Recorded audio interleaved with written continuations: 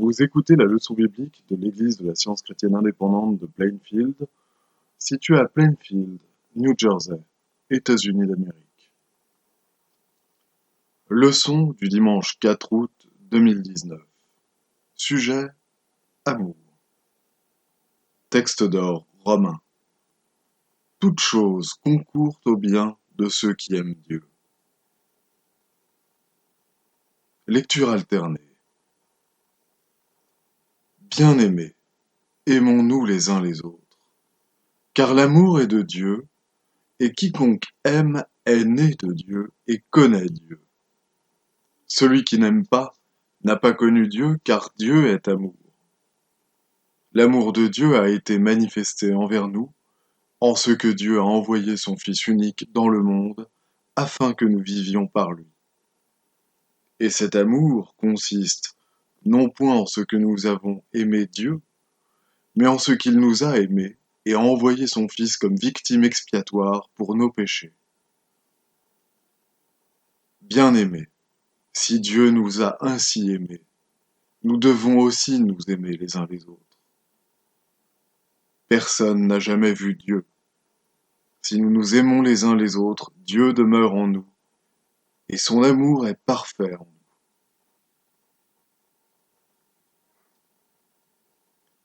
La Bible. De loin l'Éternel se montre à moi. Je t'aime d'un amour éternel. C'est pourquoi je te conserve ma bonté. Combien est précieuse ta bonté, ô Dieu! À l'ombre de tes ailes, les fils de l'homme cherchent un refuge.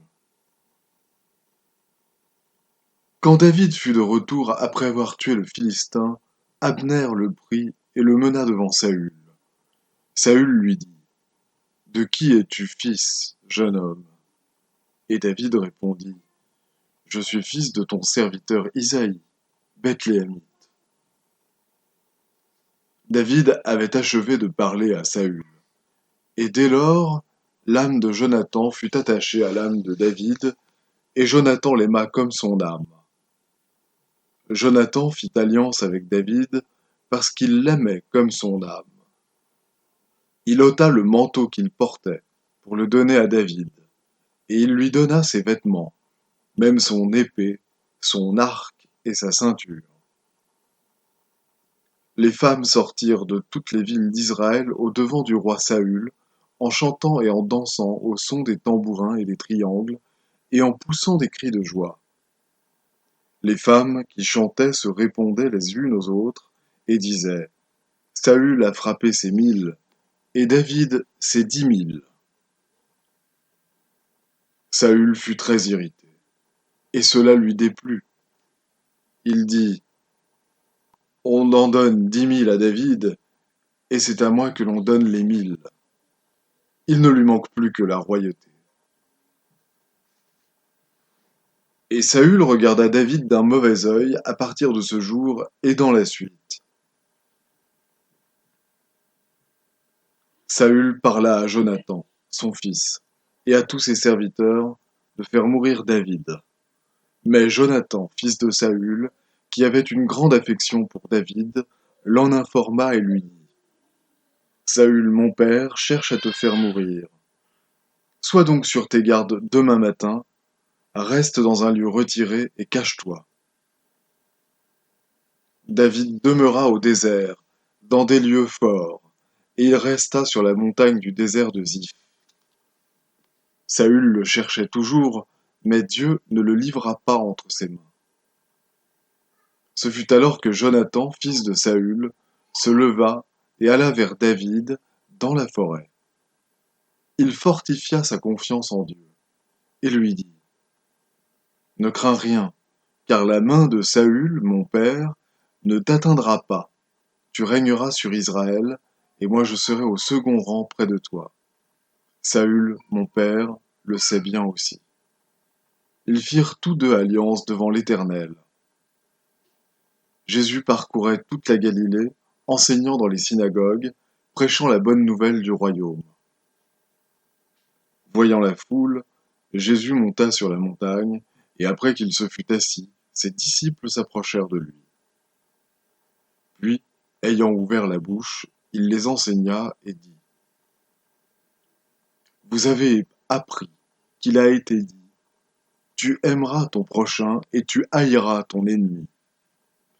Mais moi je vous dis: Aimez vos ennemis, bénissez ceux qui vous maudissent, faites du bien à ceux qui vous haïssent, et priez pour ceux qui vous maltraitent et qui vous persécutent, afin que vous soyez fils de votre Père qui est dans les cieux, car il fait lever son soleil sur les méchants et sur les bons, et il fait pleuvoir sur les justes et sur les injustes. Si vous aimez ceux qui vous aiment, quelle récompense méritez-vous? Les publicains aussi n'agissent-ils pas de même? Et si vous saluez seulement vos frères, que faites-vous d'extraordinaire? Les païens aussi n'agissent-ils pas de même?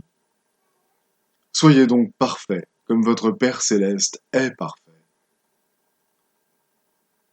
Et voici deux aveugles, assis au bord du chemin, entendirent que Jésus passait et crièrent: Aie pitié de nous, Seigneur, fils de David. La foule les reprenait pour les faire taire, mais ils crièrent plus fort: Aie pitié de nous, Seigneur, fils de David. Jésus s'arrêta, les appela et dit: Que voulez-vous que je vous fasse? Ils lui dirent: Seigneur, que nos yeux s'ouvrent. Ému de compassion, Jésus toucha leurs yeux, et aussitôt ils recouvrèrent la vue et le suivirent. Si vous portez beaucoup de fruits, c'est ainsi que mon Père sera glorifié et que vous serez mes disciples. Comme le Père m'a aimé, je vous ai aussi aimé. Demeurez dans mon amour. C'est ici mon commandement. Aimez-vous les uns les autres, comme je vous ai aimé. Qui nous séparera de l'amour de Christ? Sera-ce la tribulation, ou l'angoisse, ou la persécution, ou la faim, ou la nudité, ou le péril, ou l'épée? Mais dans toutes ces choses, nous sommes plus que vainqueurs par celui qui nous a aimés. Car j'ai l'assurance que ni la mort, ni la vie, ni les anges, ni les dominations, ni les choses présentes, ni les choses à venir, ni les puissances, ni la hauteur, ni la profondeur, ni aucune autre créature ne pourra nous séparer de l'amour de Dieu manifesté en Jésus-Christ, notre Seigneur.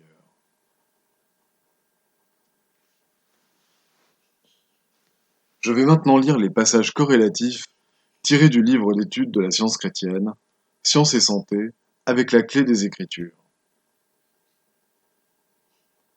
L'amour divin qui rendit inoffensif le serpent venimeux, qui délivra les hommes de l'huile bouillante, de la fournaise ardente, de la gueule du lion, peut guérir les malades dans tous les siècles et triompher du péché et de la mort.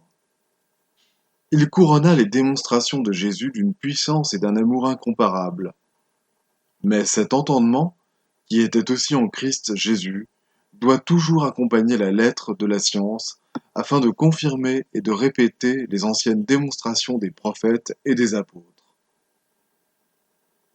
Dieu est le principe de la métaphysique divine. Comme il y a un seul Dieu, il ne peut y avoir qu'un seul principe divin de toute science. Et il faut qu'il y ait des règles fixes pour la démonstration de ce principe divin. Aujourd'hui, la lettre de la science parvient abondamment à l'humanité. Mais cette dernière n'en acquiert l'esprit que petit à petit. La partie vitale, le cœur et l'âme de la science chrétienne, c'est l'amour.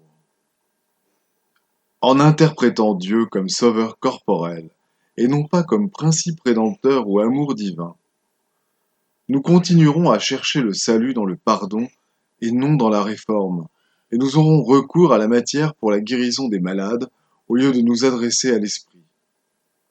À mesure que les mortels atteindront un sens plus élevé grâce à la connaissance de la science chrétienne, ils s'efforceront d'apprendre, non de la matière, mais du divin principe, Dieu a démontré le Christ, la vérité, en tant que seule puissance curative et rédemptrice.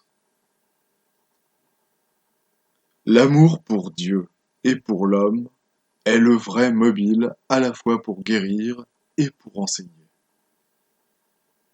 L'amour révèle le chemin, l'illumine, le désigne et nous y guide. Les bons motifs donnent des ailes à la pensée, de la force et de la liberté à la parole et à l'action. L'amour est prêtre à l'autel de la vérité. Attendez patiemment que l'amour divin se meuve sur la surface des eaux de l'entendement mortel et qu'il forme le concept parfait.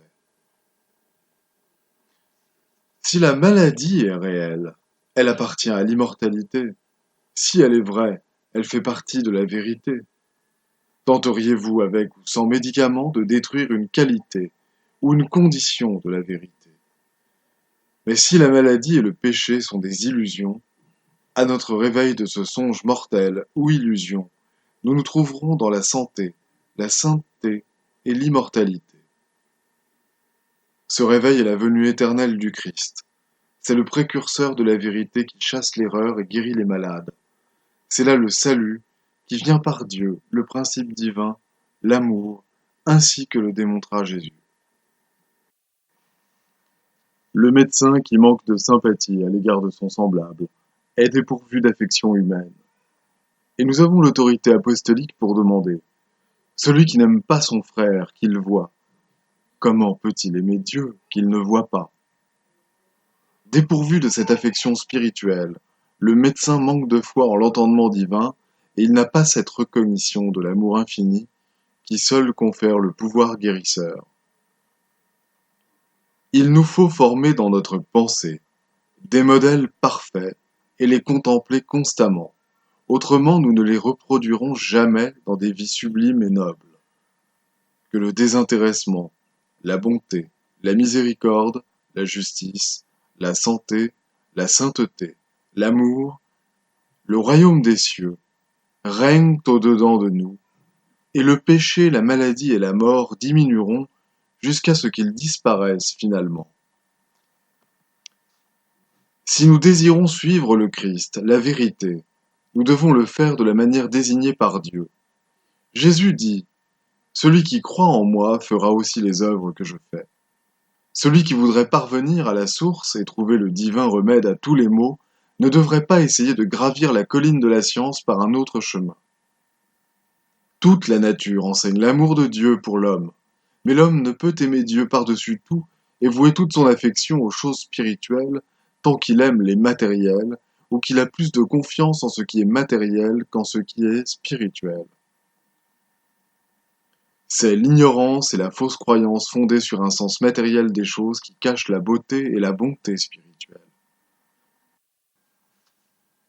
Comprenant cela, Paul dit: ni la mort, ni la vie, ni les choses présentes, ni les choses à venir, ni la hauteur, ni la profondeur, ni aucune autre créature ne pourra nous séparer de l'amour de Dieu. Voici la doctrine de la science chrétienne. L'amour divin ne peut être privé de sa manifestation, de son objet. La joie ne peut être changée en tristesse, car la tristesse n'est pas maîtresse de la joie. Le bien ne peut jamais produire le mal. La matière ne peut jamais produire l'entendement, ni la vie aboutir à la mort. L'homme parfait, gouverné par Dieu, son principe parfait, est impeccable et éternel. Chaque épreuve de notre foi en Dieu nous fortifie. Plus la condition matérielle devant être vaincue par l'esprit semble difficile, plus notre foi devrait être profonde et notre amour pur. L'apôtre Jean dit: il n'y a pas de crainte dans l'amour, mais l'amour parfait bannit la crainte. Celui qui craint n'est pas parfait dans l'amour. C'est là une déclaration précise et inspirée de la science chrétienne. Le Maître a dit: nul ne vient au Père, le principe divin de l'être, que par moi, le Christ, la vie, la vérité, l'amour. Car le Christ dit: je suis le chemin. Du commencement à la fin, la causation physique fut écartée par cet homme originel, Jésus. Il savait que le principe divin, l'amour, crée et gouverne tout ce qui est réel. L'homme comprend l'existence spirituelle dans la mesure où il augmente ses trésors de vérité et d'amour. Il faut que les mortels gravitent vers Dieu, que leurs affections et leurs desseins se spiritualisent. Il faut qu'ils abordent les interprétations plus larges de l'être et qu'ils gagnent un sens plus juste de l'infini afin de se dépouiller du péché et de la mortalité. Ce sens scientifique de l'être qui abandonne la matière pour l'esprit ne suggère aucunement l'absorption de l'homme en la divinité ni la perte de son identité, mais confère à l'homme une individualité plus développée, une sphère de pensée et d'action plus étendue, un amour plus expansif, une paix plus haute et plus permanente. L'amour est le libérateur. Je vais maintenant lire les devoirs quotidiens de Mary Baker. Prière quotidienne. Il sera du devoir de tout membre de cette Église de prier chaque jour. Que ton règne vienne, que le règne de la vérité, de la vie et de l'amour divin soit établi en moi et élimine de moi tout péché. Et puisse ta parole enrichir les affections de toute l'humanité et la gouverner. Règles pour les mobiles et les actes. Ni l'animosité, ni un attachement purement personnel ne doivent déterminer les mobiles ou les actes des membres de l'Église mère. Dans la science, l'amour divin seul gouverne l'homme.